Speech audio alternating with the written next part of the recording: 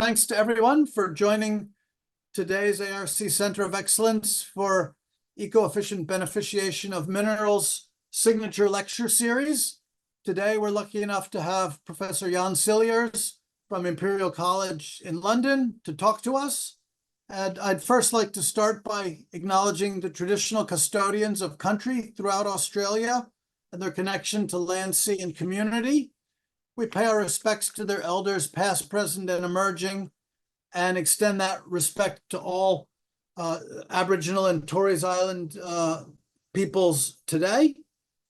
And so Jan is well known in mineral processing field for many years' work in flotation, and more recently for maybe, I'm not sure how long, 5 or 10 years, been working more on dry processing with the potential applications in space. And today he's going to talk to us about electrostatic traveling waves for dry particle transport and separation. So thank you, Jan. George, thank you very much. It's a great pleasure and a great honor, in fact, to be part of this series, which has had some fantastic speakers. So I hope I can live up to your expectations. I'm going to talk about a newish technique, well, newish certainly in mineral engineering, called electrostatic traveling wave, and to apply that to dry particle transport and separation. So what I'm going to cover today is sort of give you the context of why we're doing this work. Then we're going to talk about lunar mining and beneficiation. And then I'm going to talk about the electrostatic traveling wave, how we modeled it, what it can do for transportation classification. And I'd like to finish with some conclusions, some thoughts about where this might be going in the future. So the first question, I guess, is, well, for you probably is, well, what is a traveling wave, and why do I have to come listen to this, and why is Cilliers once again rambling out about something and getting all excited about something? So I'll just tell you why I'm excited about this, because the first time I saw this, I just thought I got to get involved in this. So this is from our laboratory, but this is you can see a array of electrodes here. There's some particles on there, and then my student turns on the electricity, and isn't that cool? Just, yeah, the stuff just moves off. So you go, hang on, this is great. Do that again. So you do that again, and it's really impressive. It just, there's no moving parts, there's nothing, and it just moves the particles. So you go, that's great. Can you do anything else? And of course, you know, we can start moving it really quickly. We can move it really in different directions. All kinds of things appear. So it's possible to do this, but it's a simple system. So let's go and look a bit, but that's why I'm excited about it. I think there's potential here for us to be doing interesting things with this technology. So let's start though with the context of why I'm doing this work and why we're doing this. So when I got involved in this, I started talking to people about lunar mining, lunar beneficiation. I spoke to my wife, and the first thing she said is, I said, I'm moving into a new area, and said, mining the moon, seriously? And I think it was, I think it's a topic for my life, is basically, are you mining the moon, seriously? And so the question is, why would we mine the moon? And is this really seriously something that's going to happen? And I think it's probably worth talking about that for a second or two, because it's been a while since we've been to the moon. I mean, people haven't walked on the moon since, well, more than 50 years ago now. I remember that as a young boy. But there's a lot of stuff happening. A lot of missions have gone. It's been a lot of private missions have gone now, or starting to go. People are asking for private industry to do this. So there's a lot of things happening. But the real reason for this is that space travel is limited by launch mass and cost. So if you want to get a kilogram of mass from Earth to low Earth orbit, which is just close by, you know, it's where the space station is, all that stuff, satellites, it costs you 20 kilograms in fuel. So it's not a big load. If you want to go to the moon, you want to send a rover there, or you want to send something, it's 170 kilograms per kilogram. It starts getting a bit chunky. And when you want to go to the moon and come back, so you want to send a human being there, you need 400 kilograms, 415 kilograms per kilogram of person, or kilogram of payload, or anything that has to go and come back is 415 kilograms per kilogram. That's to the moon. And the moon is just here. You know, if you compare it to Mars or to anywhere else, it's really, really close. So this is the reason why, and as you can see, it also escalates. It gets exponentially bigger because you need fuel to carry the fuel. So the biggest issue is getting out of Earth's atmosphere. That is what sucks up or most of your fuel is just to get out of the Earth's atmosphere, which is very strong, the gravity in the atmosphere. So once we get out of that, we're okay. So the moon is the only, so you can't go to Mars and come back, which is why we haven't sent people to Mars. It's not because of the time or anything, they can't come back. We can't build a rocket big enough, take the fuel that we need to take the fuel exponentially out to Mars and back. So we need to fill up along the way. So we need to produce fuel along the way. And that is really, the moon is the closest place where we can do that. So we go to the moon and we produce oxygen. Oxygen alone gives us 60% of our problem solved, because rocket fuel is just oxygen and hydrogen. It's just broken up water. So if we can find water and produce water on the moon, then we really are in a winning position. So if you look at this, propellant off Earth will create a whole new space economy. It means we can go further in space. We can make habitation because people can breathe and drink water, etc. We can plant plants and so on, and we can refuel satellites. And people have said commercially, we'll pay you to do that. So United Launch Alliance will pay you for water on the moon, $500 per kilogram, and more if you do it in low Earth orbit. If you get a kilogram of water in low Earth orbit, it's $3,500 per kilogram, because that's where then you don't have to land and pick it up and go off again. You can just pick it up in space, which is. Now, I think that's really cheap. I think this price is way too low. I bought a bottle of water yesterday, a liter of Evian, which was, if I'm not mistaken, £2 a kilo or thereabouts, which is, it's 2 orders of magnitude, but it's all. It's not, it's quite expensive, this stuff. This is quite cheap, I think. So I think we need to be careful of the pricing, but at least we know there's a commercial argument for this, if people want to do this. So let's then look at the news, and what does the news say about this stuff? And there's lots more news about space mining than there really should be, but it's going about asteroid belts. It talks about mining helium and asteroid mining startups, helium on the moon, and so on and so on.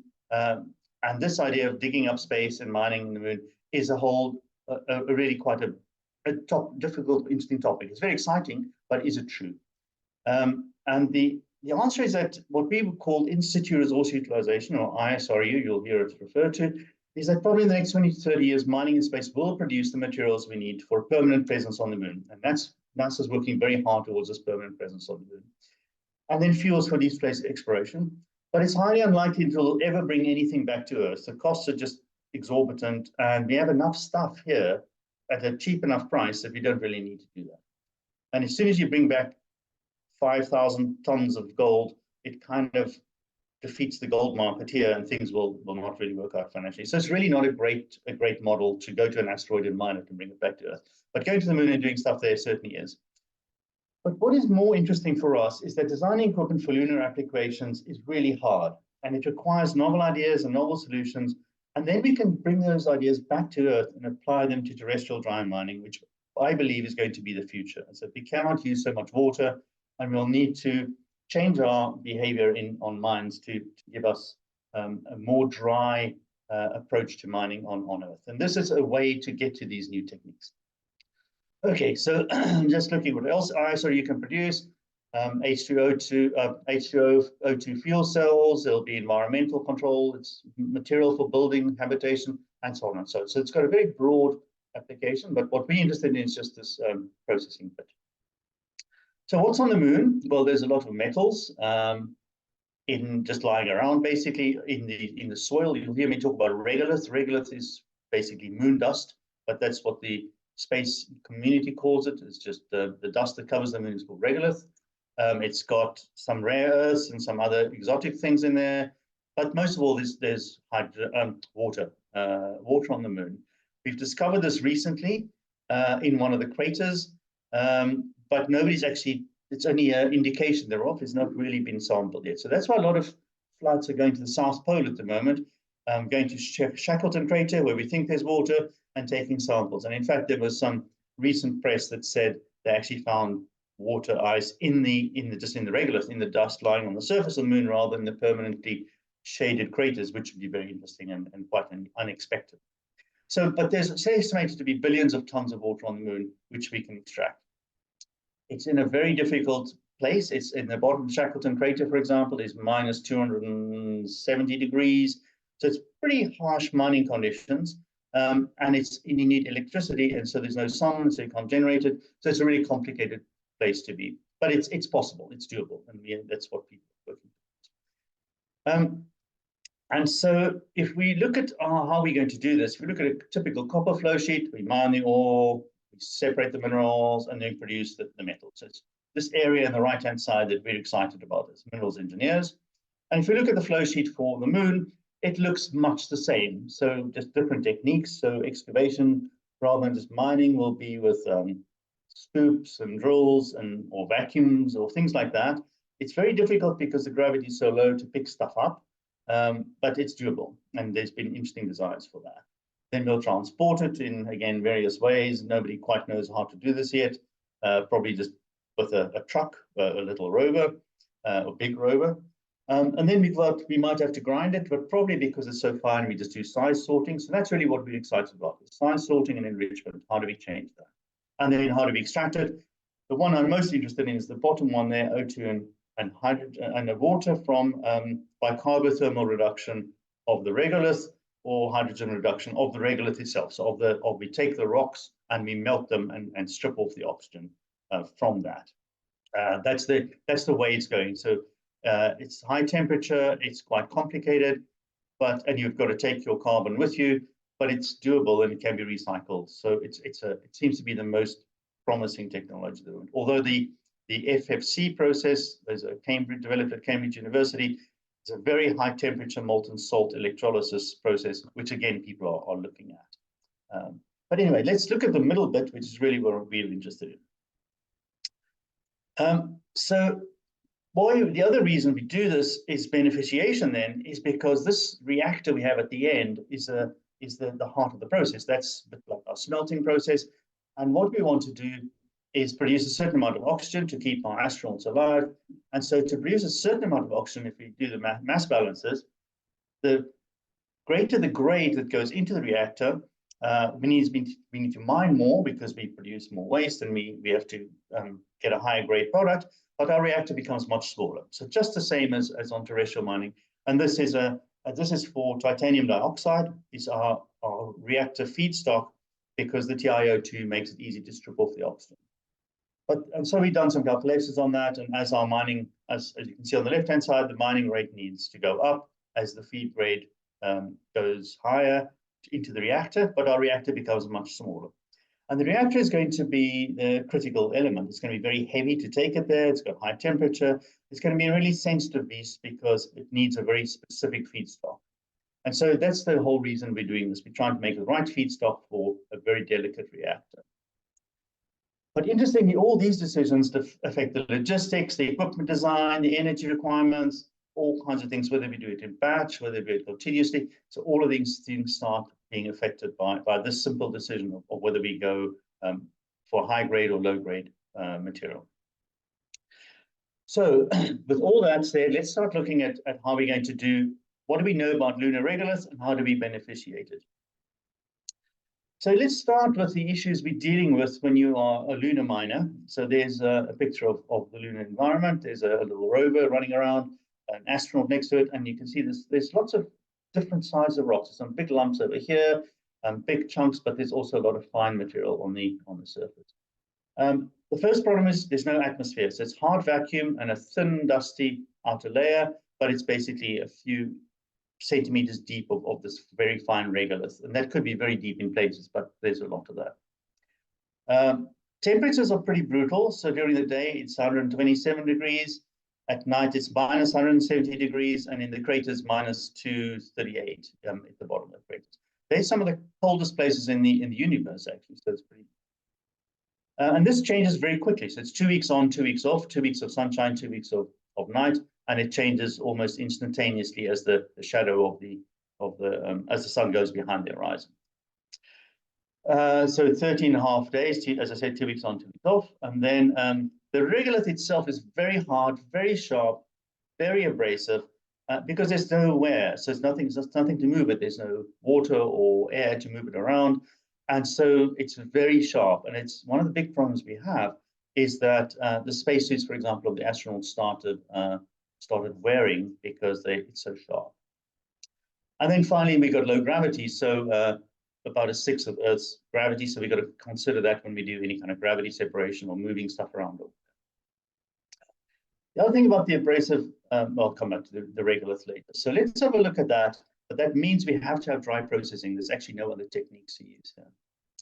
So it's 70 microns, about the average particle size, so it's quite fine. It's terribly charged electrostatically, and you can see these two photographs, the one of the astronaut coming down the ladder, nice and clean and pristine, and then on the right-hand side, absolutely filthy, because this dust just sticks to everything and gets into everything. And it's a real problem for them because they also have to breathe it, and it's very bad for your lungs because it's so sharp, etc., etc. And it's complex mix of particle shapes and composition. But first, let's look at some of the astronauts walking around. They have a rough time, but it's always nice to see astronauts messing around. I don't know why we really like this, but you can see the effect of no atmosphere. Stuff just goes up and comes down at the same rate. The dust just moves very strangely. It's very abrasive, and then just falls. As you can see, doesn't slow, so it just drops down. But you can see the low gravity doing things is very difficult. You're very unwieldy in those spacesuits, so it's a difficult environment to operate in. And so on. Okay, we'll leave the astronauts. And let's look at what this stuff is then composed of, this regolith. Well, it's, as I said, mostly a fine dust, about 70 microns, and you can see the Apollo 11 sample on the right-hand side. That's sort of what we're dealing with. The scale is 2 millimeters there, so this is a bit coarser, it's already been screened, but it's sort of mixed particles. But there's also a fairly large proportion of pyroclastic glass beads. So the moon keeps getting bombarded by small micrometeorites, and that creates these glass beads. And agglutinates is on the left-hand side there. They're about 3 millimeters across of molten regoliths. As this meteorite hits, it melts the material and creates this stuff glued together and with little glass beads. And then there's some bits of broken rock, breccias as well. And they're all different. They're different compositions by size and by particle type. So it allows us to do some upgrading simply by sizing things. And that's very helpful. So if we look here at the composition, this is from, again, the NASA samples from the Apollo missions. And if you look at the whole size range, you can see that there's a difference between what's in the 92,000 micron range, a very big difference between that and, for example, the -45 or the 45 to 90.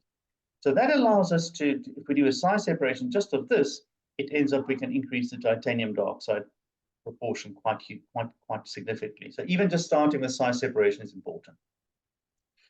Okay, so that's why we move into electrostatic beneficiation, both for size classification and enrichment, because it's low mass, low power. It's really a simple process. As you saw, it's just a flat sheet with electrical current through it. But to do this optimally, we realized we've got to do numerical modeling and lots of experiments to make sure this thing actually works. So let's start talking about electrostatics. So you've seen this video already. I keep liking it. So what have we got? Well, it's a fairly simple system. We've got a signal generator that generates a sine wave signal, and on 3 channels. And we've got a high voltage amplifier which produces about 1.5 kilovolts per channel, and we connect that to an electrostatic plate, a plate that's got parallel electrodes, and each electrode runs a separate sine wave at 3 angles. So we got 3 angles, 3 sine waves running next to each other at about 1,500 volts each. So that's really all the system is. And what we see is then the particles are on there, they get charged, or they pick up a charge, or they get dielectrophoretically charged, and then they hop across. As the sine wave moves, they move across for the sine wave. That's really the principle of it. Now, we didn't invent this. We didn't discover this. It's been used before. People have tried this for solar panels, cleaning solar panels for dust. There's been some work by a Dauchini's group in Japan on lunar simulants. On lunar simulants, they just use a typical lunar dust made on Earth and try to separate that. It's very difficult to get to work on lunar dust because NASA holds onto it very strongly, and and there's only 350 kilograms of it, so they try not to give it away too easily. So we've never used lunar dust on this problem anyway. So the first thing we have to do is numerical modeling. So let's look at the numerical modeling of the electrostatic traveling wave. Now, I don't want to get into too much detail. This is rather a horrible topic. So I just want to say how we did it and what do we need to consider. Well, the first thing is, of course, the electrical field distribution. That's what we are interested in, is what does the electrical field look like, and what then are the electric forces based on the field distribution. So I'll talk a bit about that later. We then talk about the particle forces. So what does our particles look like? What is gravity? What is the drag force? Coulomb force if they charge? What is the dielectrophoretic force that they experience if they are charged dielectrophoretically as well? And then we combine this and we get our particle motion and trajectories by solving the motion equations, a particle force balance, and then put the motion in the electrostatic traveling wave field, and then we can do optimization and design the parameters for our separations. And we did a whole lot of trajectory simulations. So this is quite a tedious thing, and just even calculating the electrostatic field was a bit of a pain. So we used the charge simulation model and boundary elements, and we improved the fields, the standard finite element method quite a lot. It doesn't look like much here on the outside. You can see the black is the finite element method, ours is the red one, but it makes a big difference when you're calculating particle trajectory. So we got pleased with that. And it allows us to look at electrode thickness, especially the field distribution near the surface, which is really important, the field close to the surface. And then speed we improved, and this can be used for other things as well. So this is quite a nice piece of research. But I won't bore you with that. I will rather talk about particle motion, because that's what I'm interested in. So how do the particles move? Well, we've got these three sine waves that create the field, and then the motion is simply the equations of motion, which we solve with an interesting addition here of the dielectrophoretic force. And the dielectrophoresis, it turns out, is the key term that makes particles be separable and separated on the basis of size, which is very interesting. And it made a big difference too, which made us we finally got the modeling to fit the experiments. So what you will see here, this is now the prediction of particle motion, and we've observed this experimentally. So this is what particles do, and we identified 4 modes of motion. The first one is what's called the curtain wave, the curtain motion. So the particles on the top left there get picked up. The field is the plate is at the bottom here, and they're floating above the surface about a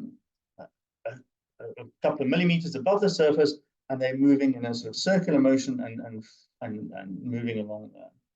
Then there's ones that are hopping. They pick up a charge and they sort of bounce along, and you saw the particles hopping along the surface. They touch the surface, pick up a charge, and move along. There's something called surfing mode, which is sitting right on the surface, and they're flying along the surface there, really close to the surface, and just moving with the electric field. So that's very good. And then some particles just pick up a vibration mode, and they almost don't move. And you can see the differences here. If you look at the x-axis, is all for the same time. So the hopping mode goes to about 0.08 in the time. The same with a curtain mode, about the same distance in the same time. Vibration doesn't move at all, it just sits in the same spot. But surfing mode just goes flying along. So we get about 10 times more velocity from a particle motion in this mode. So how do we get the particles to operate in surfing mode? Because that's when we want to transport them. And if we plot this as a surface, we see that there's an enormous frequency dependence. So if we get with particle size, but mostly here at the low frequencies, particles are moving very quickly. And if we change the frequency, we change the particle velocities. So at the high frequencies, particles are moving fairly slowly. This is for a single particle size, a 10 micron particle size. As we decrease the frequency, eventually here, we get very high velocities, 0.1, 0.2 meters per second, which is pretty quick. So this is then allows us to manipulate the particles so that they're moving much quicker than just gentle motion. We actually get very fast motion by putting them into that surfing mode. But what we also found is that there's a very big effect of initial velocity. So if you put them, instead of just putting a pile of particles on the plate, if we actually put them off a feeder so they have an initial velocity, they move very much more quickly. And also depends on where they are initially on the plate as well. So that made a big difference. But frequency is still the major parameter. But if we can also add an initial velocity, it makes quite a big difference. What was interesting is the dielectrophoretic force and the Coulomb force balance. So when we put in the dielectrophoretic force, you can see on the right-hand side that they're very small forces. They really are very tiny, but the balance between them changes with particle size. So the Coulomb force dominates in small particles, but then as we get larger, the dielectrophoretic force starts leading. And these very small differences here change the behavior of the particles. Depends which force is dominating. And that was really quite a significant finding for us, is that we can control things with the dielectrophoretic. So let's go see what happens in the lab. So the student was fantastic. Yu came from China. His modeling is just exceptionally good.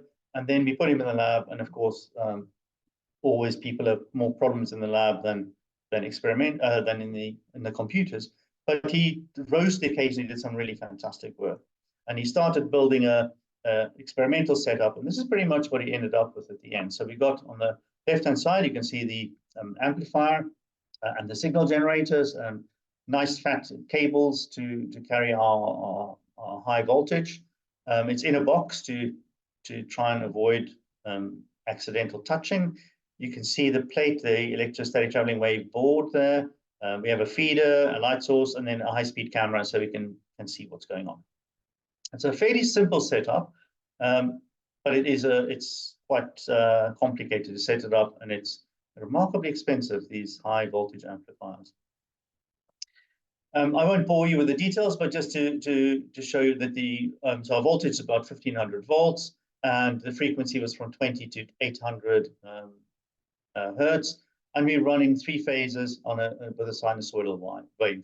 It could run more than 3 phases, but you need at least 3 phases to get motion in one direction. With 2 phases, it can move in either direction. The particles we use is Ballatini or PMMA, and 30 to 400 microns, so quite a big range of particle sizes. So this is we've been through a couple of stages. This was the standard. This is the standing wave. You can see there's only two electrodes, parallel electrodes. It's quite they sort of interlaced, and that allows us to move the particles, but only in one direction. So you see the particles. You saw that at the beginning again, but let me just play that again. You can see them just moving in both directions. See dust on either side of the plate. So there's blown along on both sides. So this will be great for example, cleaning solar panels or cleaning dust off electrodes or things like that. This is then version 0, as we called it. So again, you'll see the particles moving. We are now in 3 phases here, and it's much quicker, and the particles are moving in one direction. They're only going to the left here in the direction of the traveling wave. We then built something a bit bigger, and you can see it's much more finely spaced now. It gives us a lot more flexibility. And now we can see the particles moving. You're looking at it sideways, a small pile of particles there, and you can see them flying away from the pile to the left. A few of them moving to the right, but mostly to the left, and quite high up. You see, there's all this the hopping mode. We can see that actually on the high-speed camera, I'm seeing the particles in all 4 of those traveling modes. And then this is our final board. It's quite wide because we had edge effects. Try to get rid of those, and then we made it quite substantial so we could see what's going on. And here's an example of that, particles moving. sideways.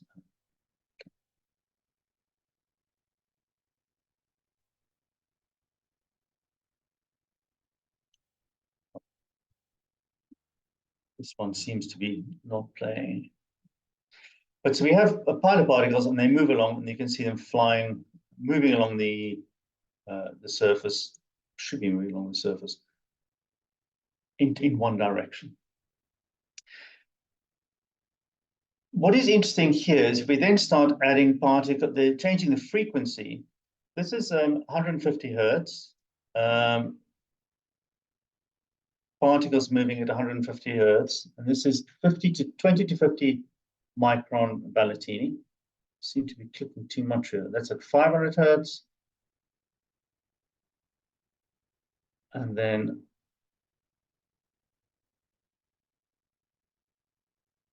(850 hertz). So let me just go back to those because they are quite.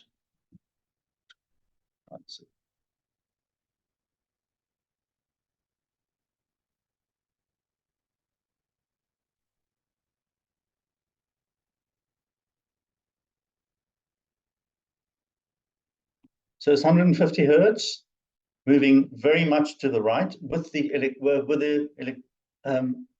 electrostatic traveling wave. This is at 500 hertz, moving, as you can see, in both directions. So you have forward and backward motion at 500 hertz.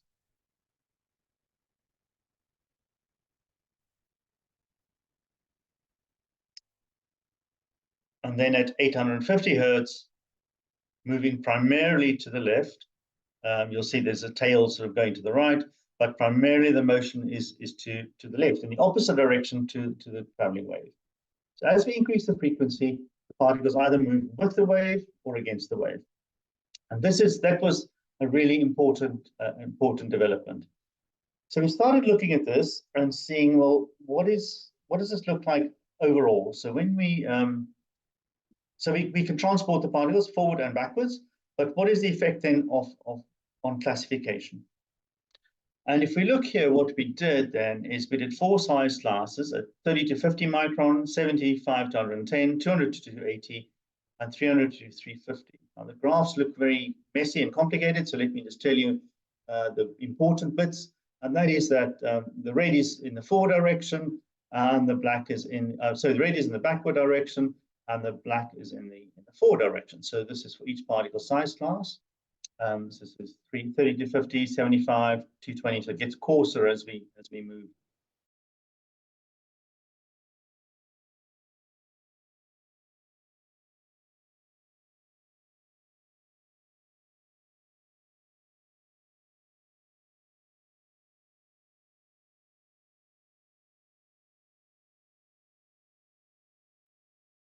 Uh-oh, I think we might have lost him.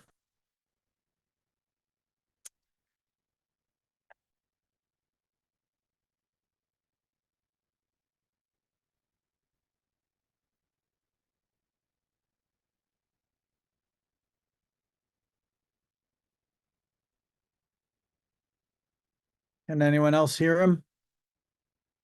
No, it's not just me. Okay, there we go. Yep. Okay.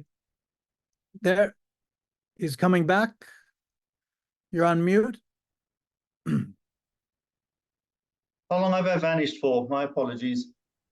No, that's okay. It's a miracle we can actually talk to people halfway around the world and share such things, you know.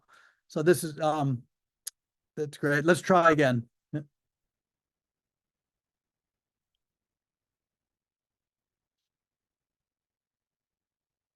He's frozen again.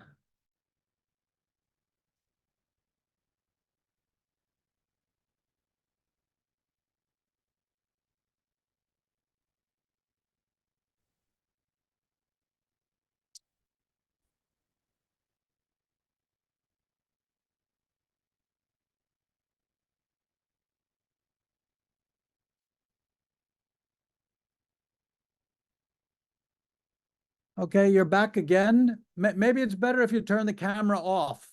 If you turn I will do that. It's the sharing then, which is, I hope is not the problem. So What I'll also do is turn off my incoming video. I think I can, well, I think I've done that already, actually. I'm really sorry about this. It's such an irritation. So That's fine. It happens. could you tell me where you last saw me? You were just talking about the crossover. Oh, excellent. Okay, so I didn't lose much. Okay, good. I'll share that again.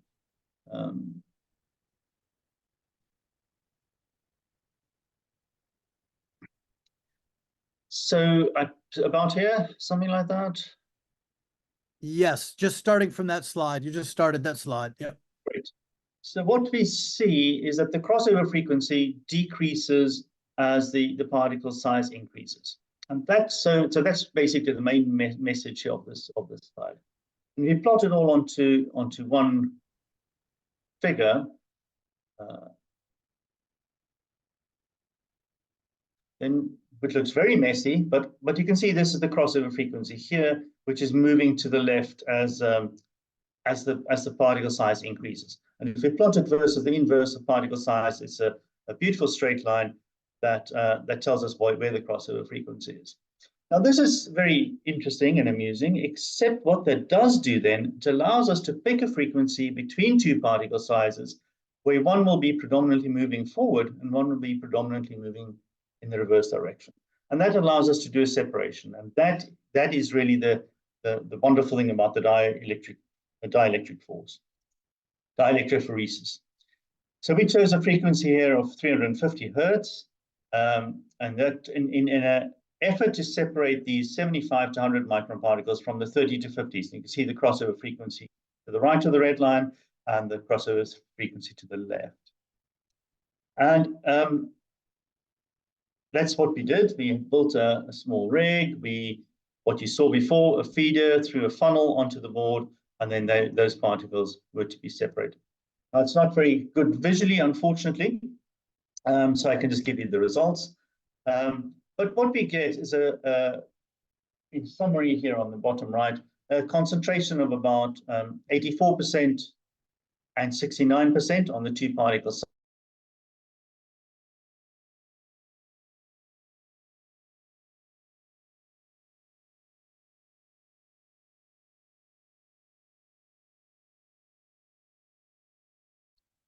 You may have lost him again.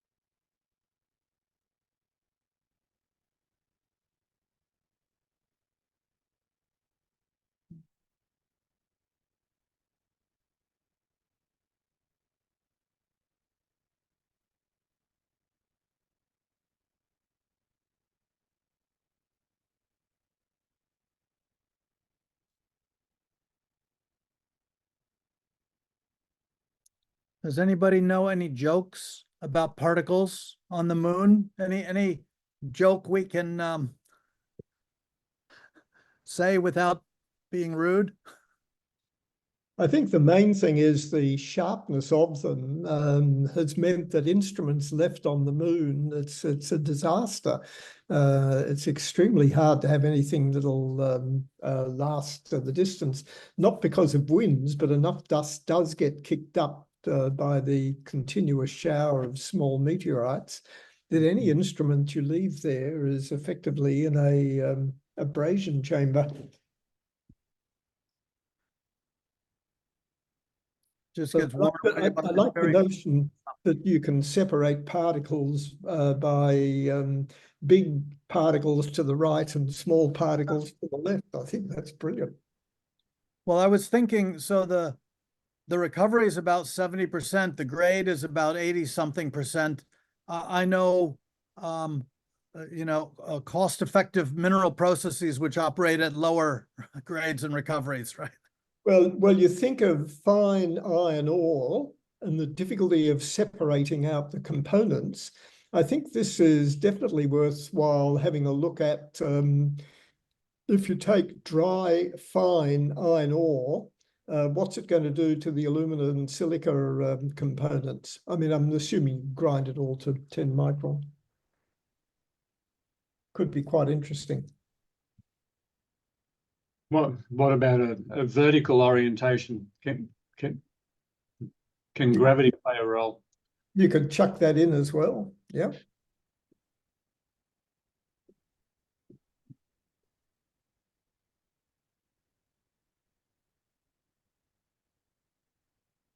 Do we need to send him an SMS because he turned off?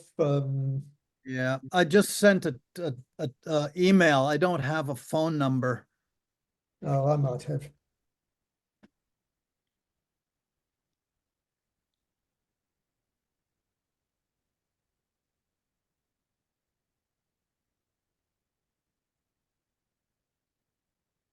No.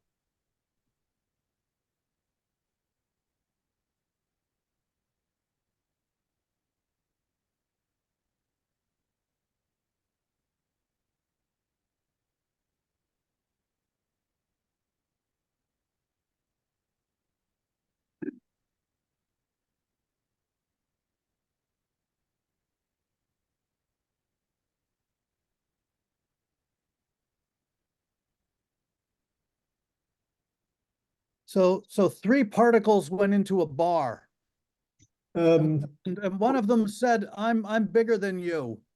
The third one said, "That's shocking." Thank you. I've got his mobile number. I'll give it a ring. Yeah, thank you.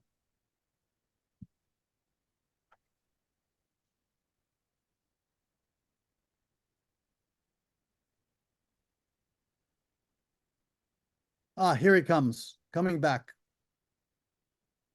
God, that is frustrating. I'm so sorry. That's okay. It's fascinating work. We were at the size separation. That's right. Yeah. So I will try and get through this quickly.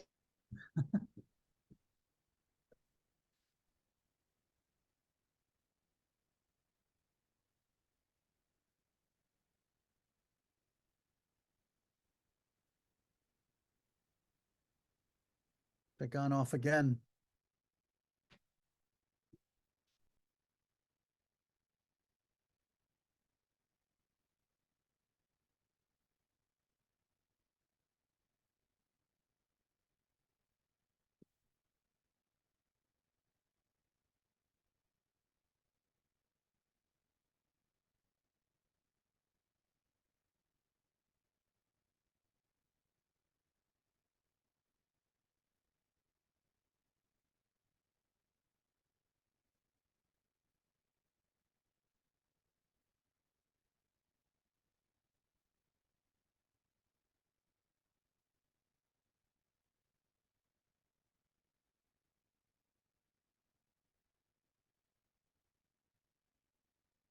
You're back. And maybe I turn. know. I'm just going to speak now. I think is probably the answer. So basically, well, that was it. You saw the separation. I hope at least a chunk of it. It works pretty well. So I'll just maybe some quick conclusions, and we can just do questions, and that'll good idea. hopefully do. So let me just show you the last few slides, and hopefully that'll work, and then we be done. So what we've shown is electrostatic traveling, where you can move stuff and separate them. We modeled the motion into these 4 modes, and we know we want to be in surfing mode, so we can manipulate particles into that mode. Frequency is a key parameter, but not the only one. But the dielectrophoresis turns out to be really important, and that was really, really exciting.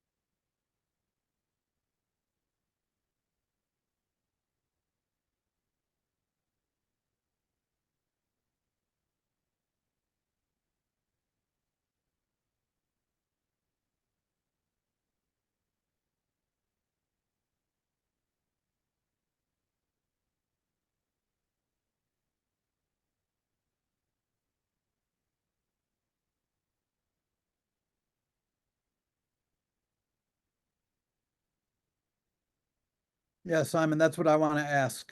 Can he separate different minerals by either their conductivity or their dielectric constant or something like that?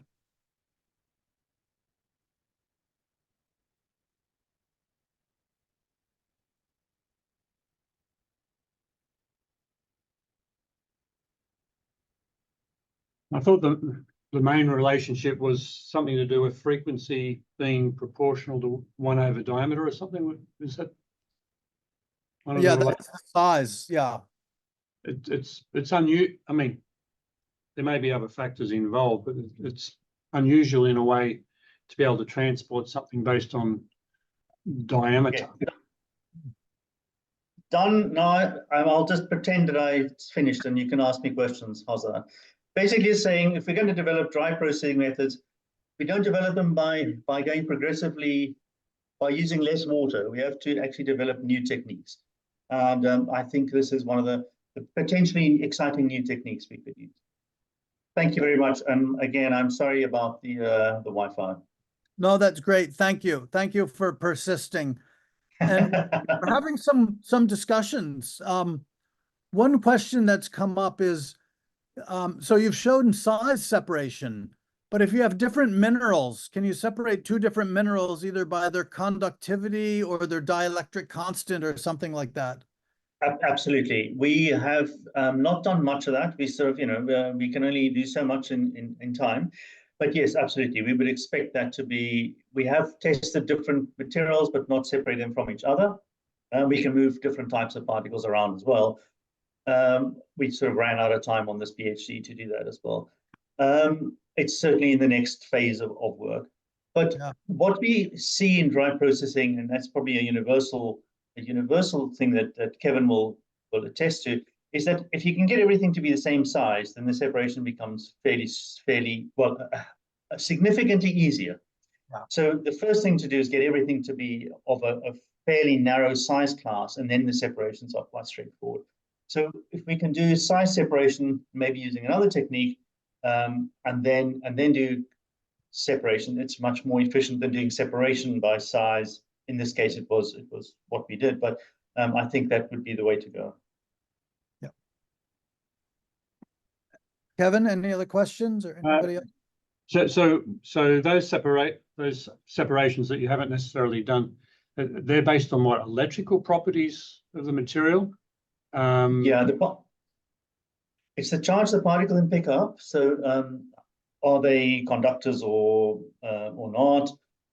So that's certainly one of the features. And we've done quite a lot of work on on the charge of individual particles, how you measure the charge on individual particle with tribo charging, which was a lot of fun, especially under vacuum, which is very interesting. But that's ultimately the question is how much charge is on the particle, and what does it do when it touches the surface? Does it pick up the charge, or discharge, or does it become dielectrophoretically charged? So is it a dipole effectively? So those are the key questions on this motion. I guess where I'm heading is, I mean, if you had particles that had very, very different densities, yeah. I mean, that frequency crossover or varying with 1/over diameter, I mean, is it the physical geometry and the size of it? I mean, we know sort of hydrodynamically, you know, in water that, you know, getting around the problems of different densities where you want a size separation is a real problem. Yeah. Are you able to avoid density playing a role? I mean, obviously, you don't have the kind of buoyant density effect that you have in water, you know, when you do things in air, but yeah. potentially you're doing things in a vacuum. You know, have we got the basis here with this sort of frequency relationship for transporting things based on size? Yes, I think so. I think, well, that's what we demonstrated, that's transport based on size. But yes, I think so. And if it's different materials, of course, it gets more interesting. And then you need to see what the effect of charges of the electrostatic charge on the particles are.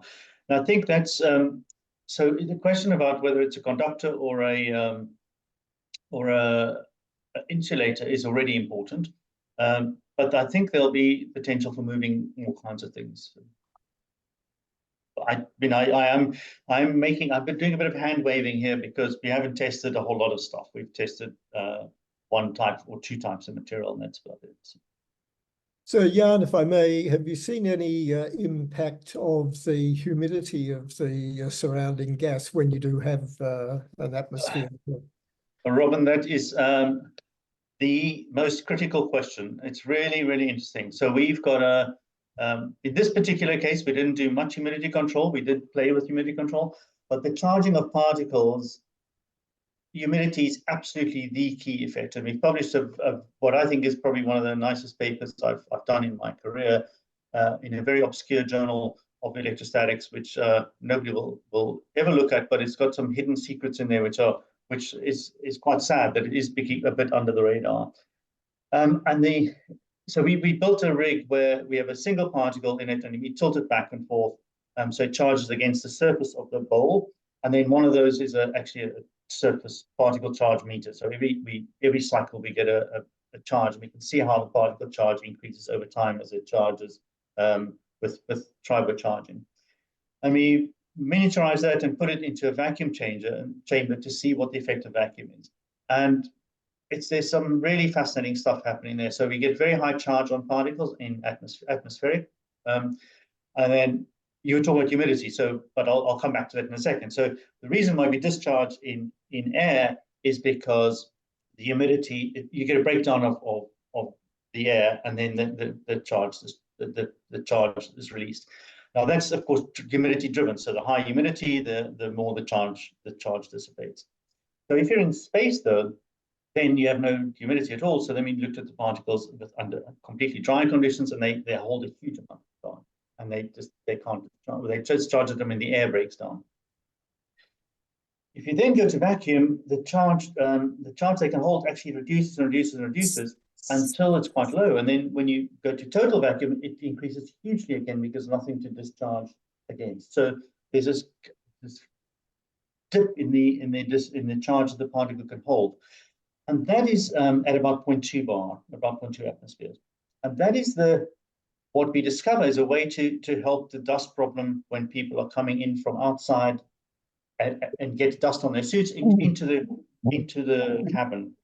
So if you go into the airlock and you don't just release the pressure straight away, but you stop at about 0.2, then the particles are almost fully discharged, and you can release them or vacuum them off or something, and then go into the. So that that was a really lovely practical application of this very esoteric bit of charge.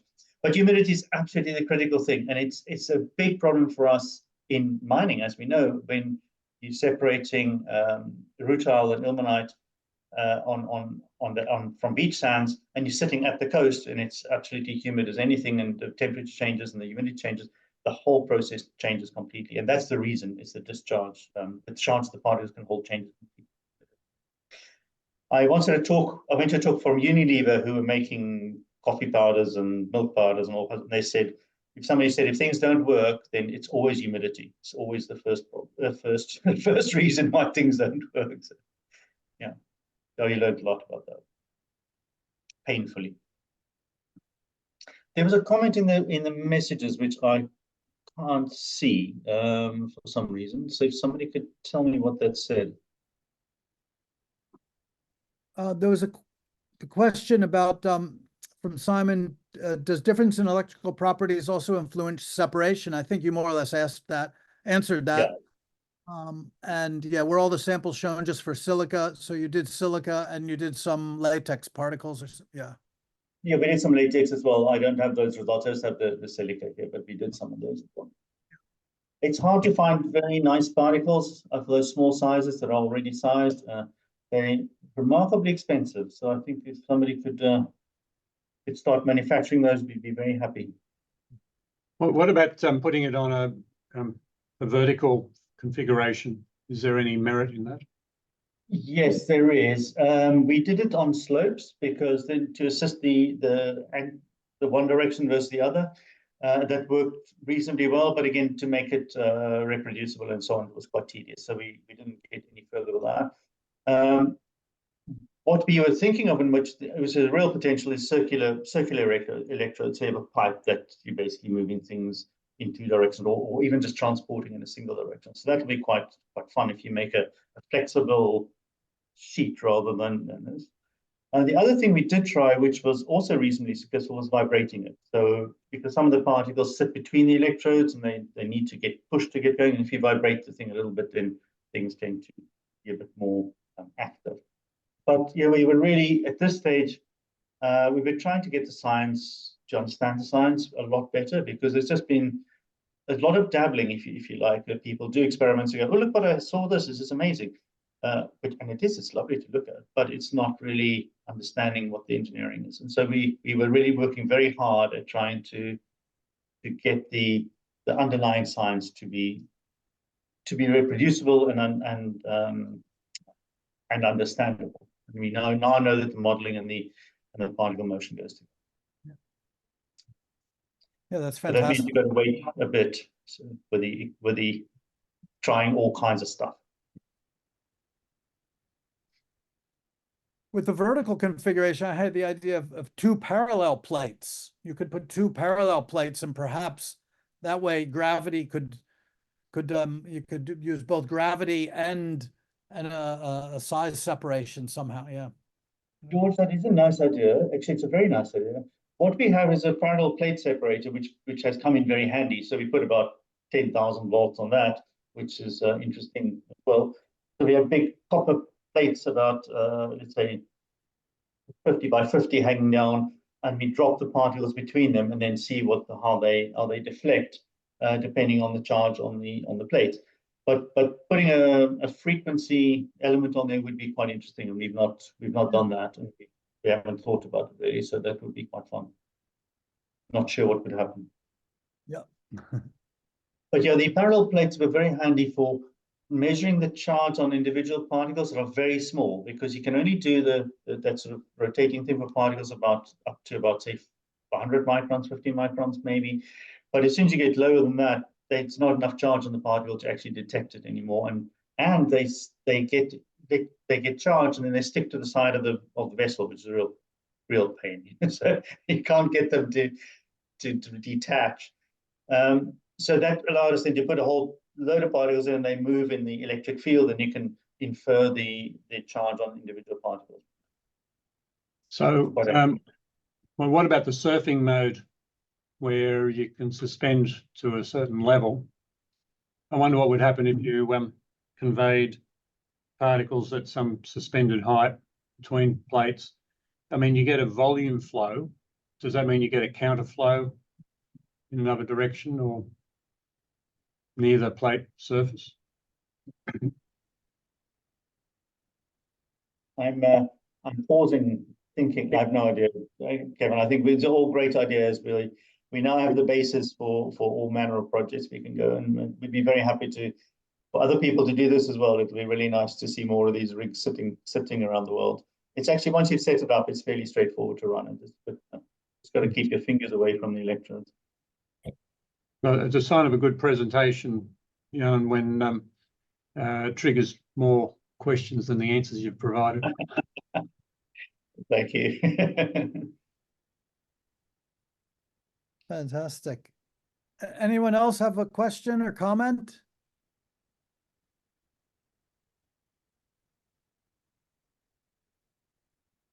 No. If not, let's, yeah, thank you.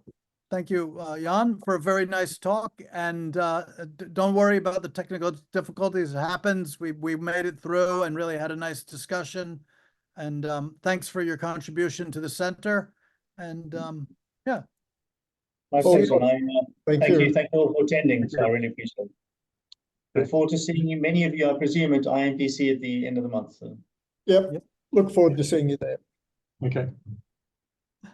Thank you. Good night, everyone. Good morning, Jan. You can get to work to your day job now.